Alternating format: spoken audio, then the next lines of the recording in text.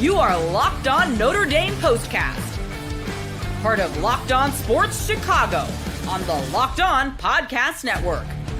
Your team every day.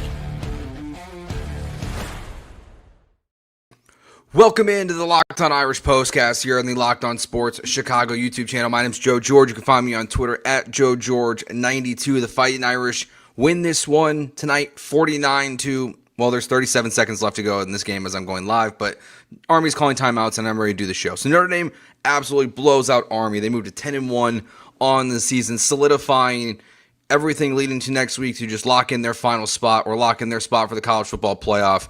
They're there. Crazy day again in college football. Like, this is typically what it is. We all know this. Looks like an easy day on the schedule. Shouldn't see a lot of upsets, and then chaos absolutely unfolds in front of us. So we'll talk about the game today in depth, just how Notre Dame pulled this one off, the best parts of this game, because there were so many in this win over Army. The little things, like it might be nitpicking here and there. We'll definitely talk about the field goal kicking, but the little things that Notre Dame can clean up from this game, we got to find something to, I think, critique a little bit. There's really one drive that we got to focus in on, and we'll do a college football playoff check-in as games are still going on live here. Hit that subscribe button to the Locked On Sports Chicago YouTube channel. Longtime Notre Dame fan here.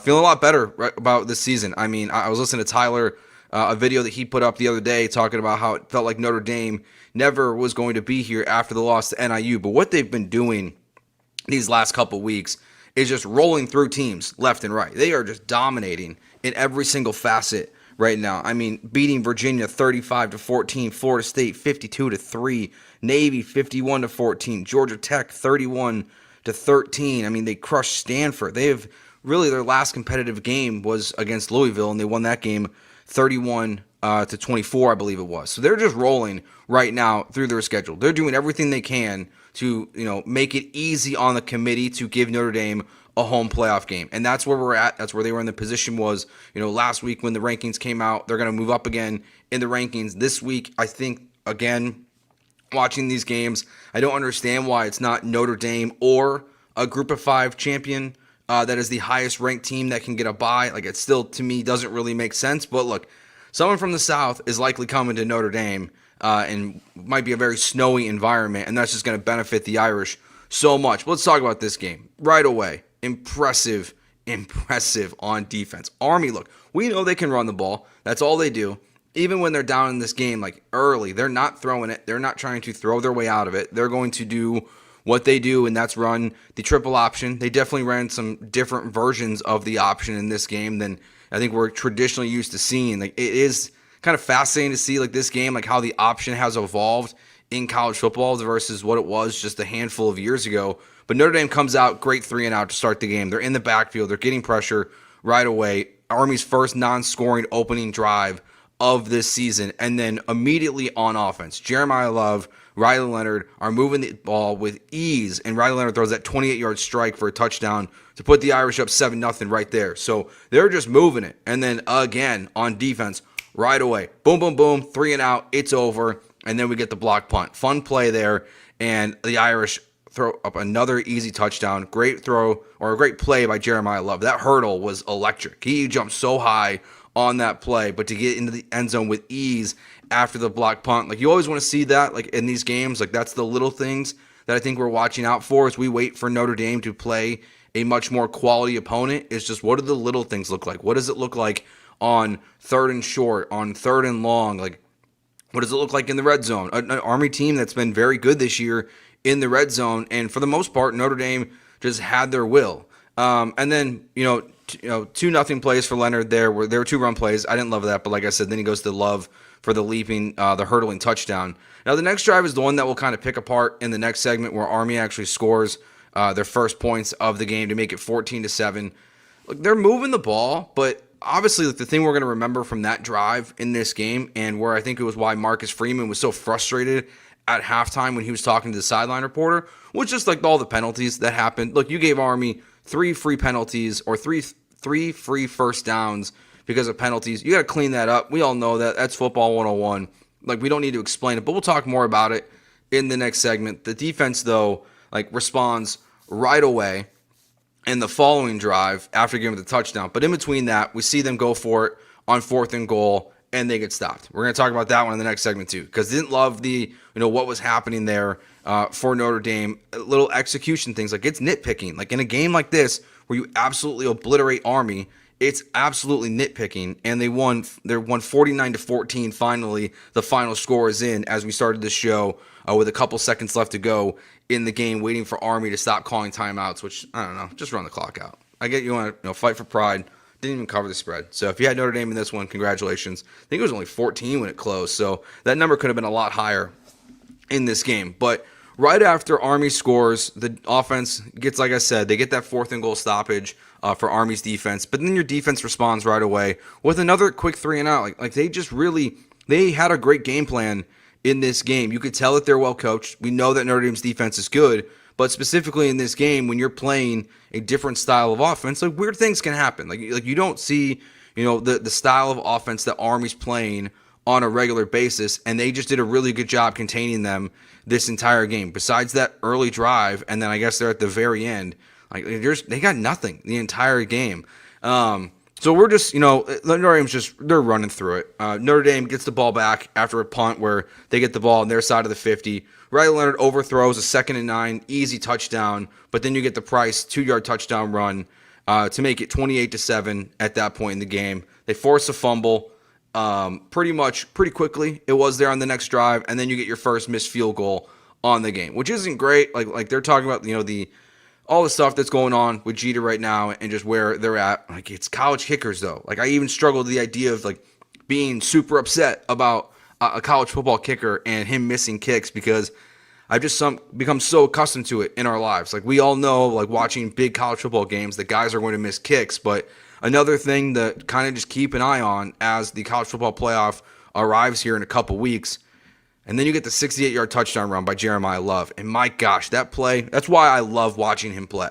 Like you don't really see it in the moment as it's happening, but when they show the backfield view and Love gets the ball and he's very, very, very patient, and he's just kind of moving a little bit, and then he sees the hole and he just takes off and goes for, I think it was 68 yards. I think the ball was on the 32 there. He just goes, all the way. We all think the penalty is being called back. They even show Marcus Freeman on the sideline. He looks frustrated, but it's hands to the face, and that touchdown stands. And it's 35-7. I mean, they just absolutely annihilated Army. You get the blocked field goal a little bit later, which once again you don't love to see. Like the formatics of just special teams is something that I would say is, at this point, like maybe it's my biggest concern with Notre Dame as the college football playoff, gets here, and just, if we don't, I don't think we can say we trust them with confidence in any which way at this point, but they miss it. And again, later on in the game, really before the starters come out, you get another 4th down stoppage. So in a game in which you're without Howard Cross, you're playing an Army team who's ranked 19th in the country, there's chaos happening around you on this Saturday.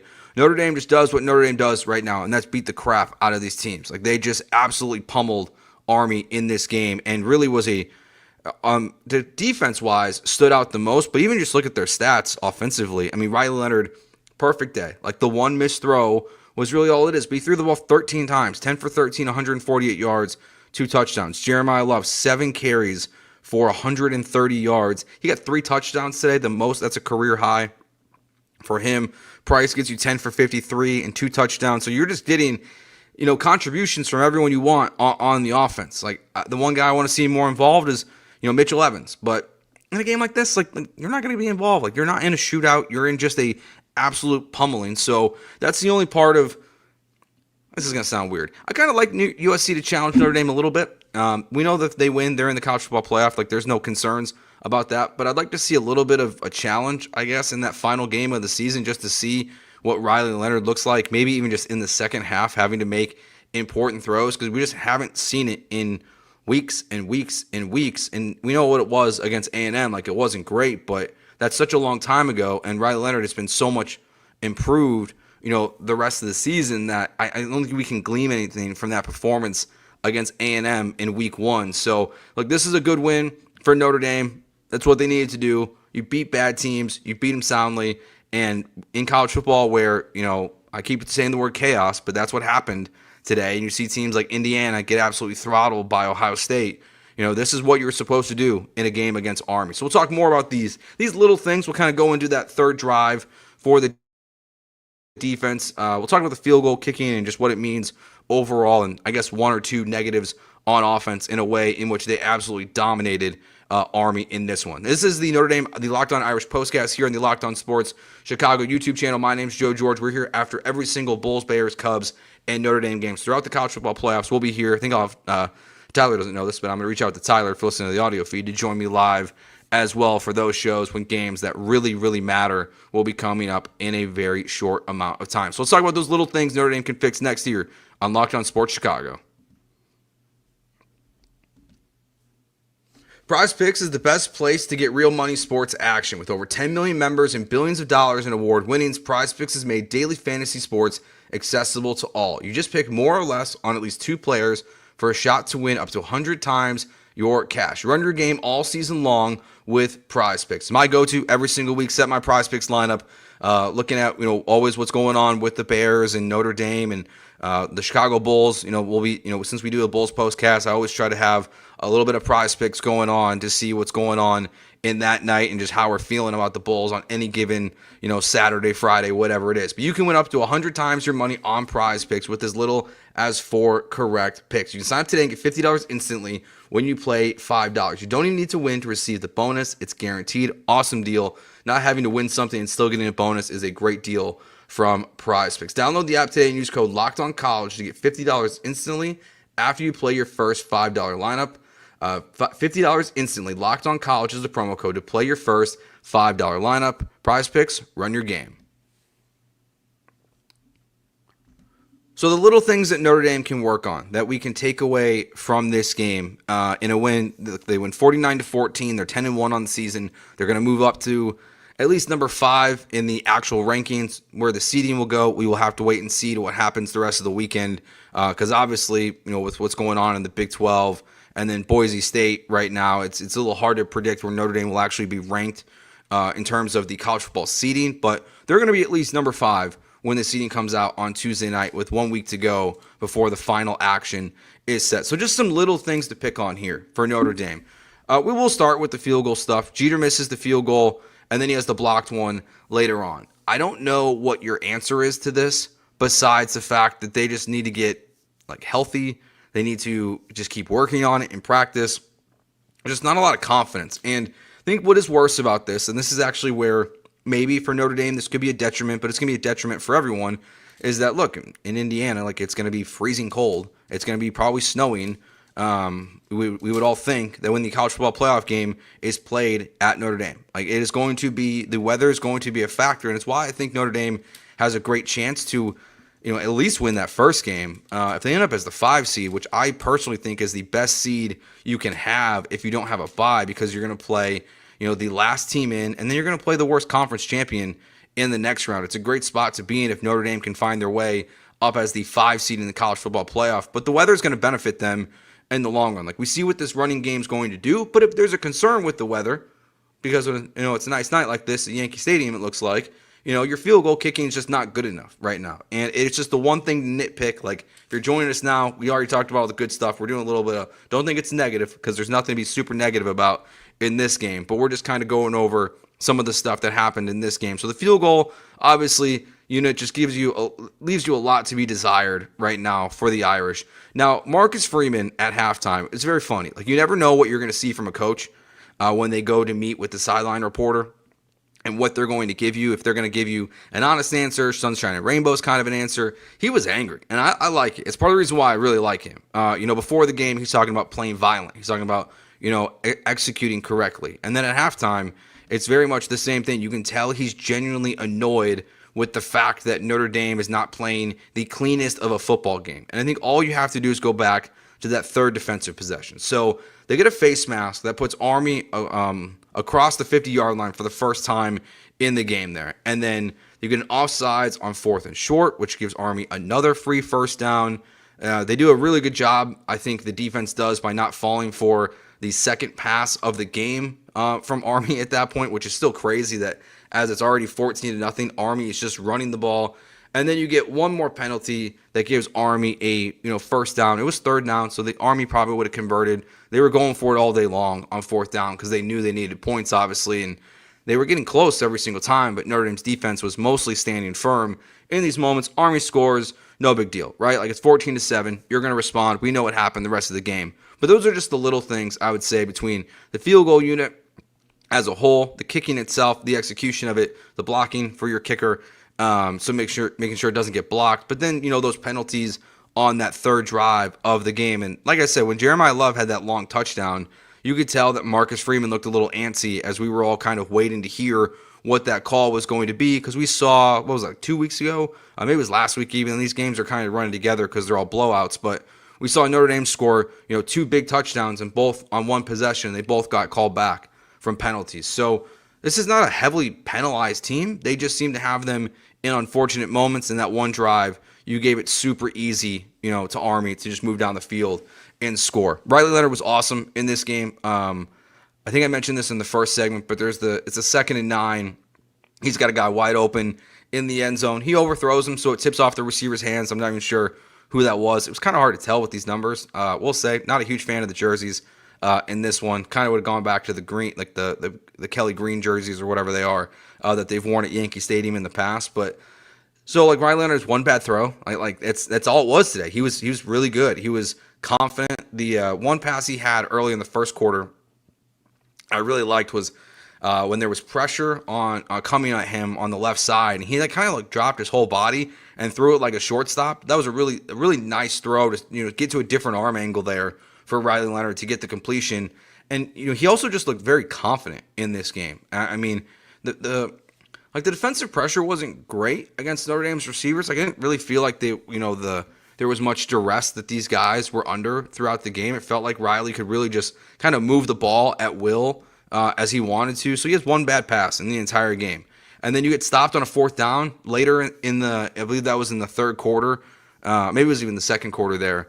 So those are the little things that Notre Dame can work on after this game. But almost just a flawless performance. Really, besides the 2 field goal kicks that don't go in, and that third defensive drive, which of all the drives, only one is bad in this entire game. It is very minor, minutia things, but just the little things for Notre Dame to work on. And like I said, what I love the most about Marcus Freeman is the players are going to be hearing about that drive. They're going to be hearing about these little things, and it's why I think Notre Dame, even though they're blowing these teams out, they are holding themselves to a much higher standard, which I appreciate. I think we all can appreciate as Notre Dame fans, just that they're not just walking through the park in these games, and they are going in with the intention of being violent and playing disciplined football and just running people out of the building. And it'll be nice next week to get another one to end the year. And just the NIU thing feels so far away, and I don't know how you guys feel. I'm just ready for the college football playoff to get here. I just want to see Notre Dame just beat USC. We all think it's going to happen.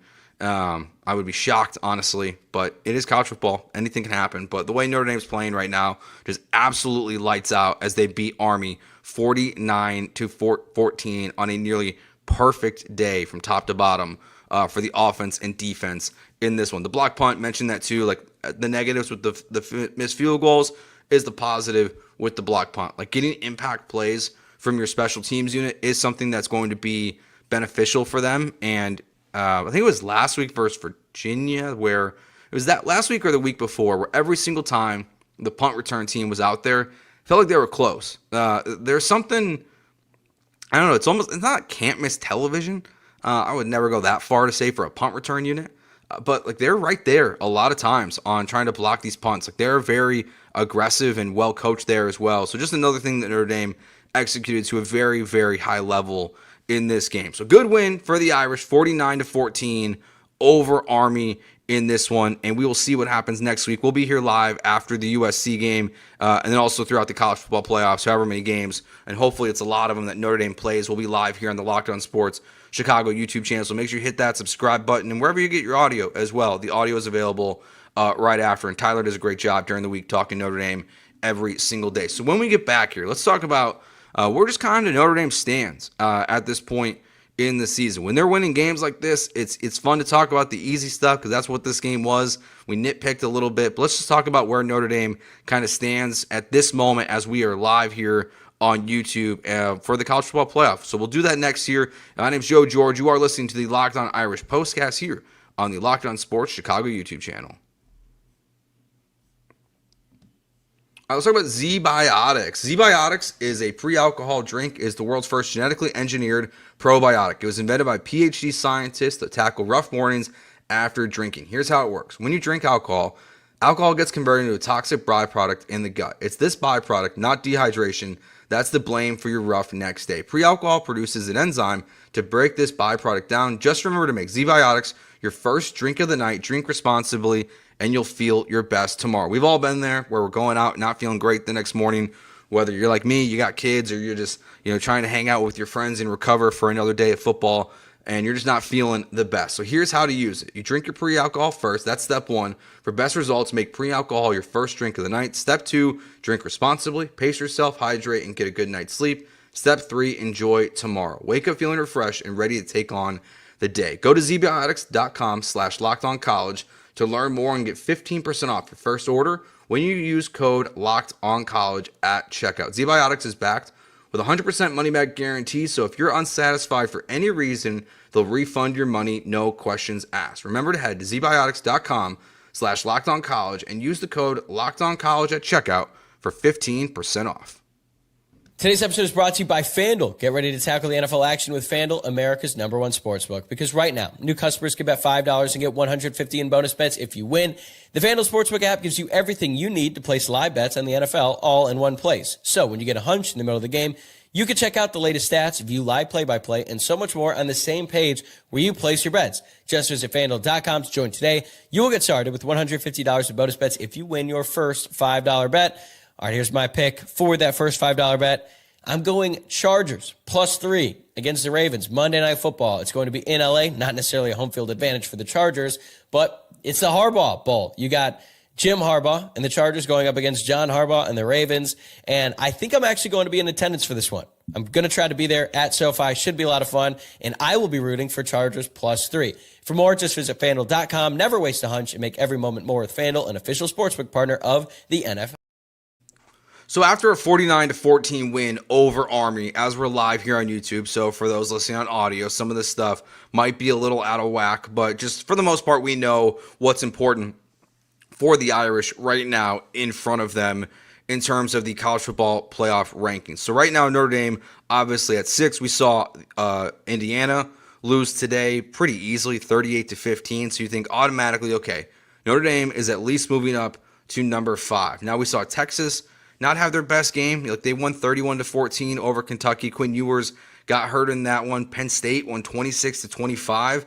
So my immediately thought was, watching the Penn State game play out and see that final score roll in, and the ending of that game was, man, maybe Notre Dame's going to be up to number 4. Now, does it really matter? No, right? Like, the highest Notre Dame's going to get in the actual seeding of the college football playoff, we all know this by now, is number 5. I still, I'm glad Notre Dame doesn't have to deal with the biggest question I have for the college football playoff committee is what happens when a really good team loses in a championship game. Like, how are you going to punish them to have an extra football game and lose? Like, will you move them outside your top 12? But obviously, that doesn't matter to Notre Dame. So, look, I'll put it this way. If I was on the committee, would have Notre Dame ranked 4th in the country in the college football playoff rankings. I would have them, obviously, in front of Indiana. They lost. They're going to move back quite a little bit. And then I would move them in front of Penn State because Penn State really hasn't done much this season. I guess if you want to go semantics here, their loss against Ohio State is obviously better than Notre Dame's loss against NIU, but their best win is against maybe UCLA, maybe it is, maybe it's USC is their best win of the season. Like, they don't have any great wins, where at least Notre Dame has, now 3 top 25 wins on the year, and that should count for something. I know one of them's Army and one of them's Navy, and there will be people in this committee on Tuesday as they're discussing, they'll now look at these games in revisionist history for the Irish and try to downgrade what these military academies are, but they're top 25 wins, and that should mean something for Notre Dame, something that Penn State does not have. So I would move them to number 4 in the college football rankings. I would not move them in front of Texas just yet, who hasn't really played much of anyone this year either. Their best win that they have is against probably Michigan before they play A&M next week. And like I said, it won't matter in the end where Notre Dame's, where they're at. But I do think that where Notre Dame is headed towards is being the 5 seed. And if you can achieve that, it is a huge win for the Irish. It just is going to set up the best right now. Because you would think at this point in time, as we sit here before the college football, the championship games take place, Arizona State is going to be the 12th seed of the college football playoff after they beat BYU and Colorado lost in this one. So the idea of Arizona State as the 12th seed coming to, South Bend, Indiana and playing the Irish in December is a daunting task for the Sun Devils, who were not supposed to be a very good team this year and might be the surprise of the Big 12. But if you can get a team like that to come to Notre Dame, besides just being a better football team, you put the elements in the mix. Or some of these kids who are recruited from the West Coast, they've probably never seen snow before.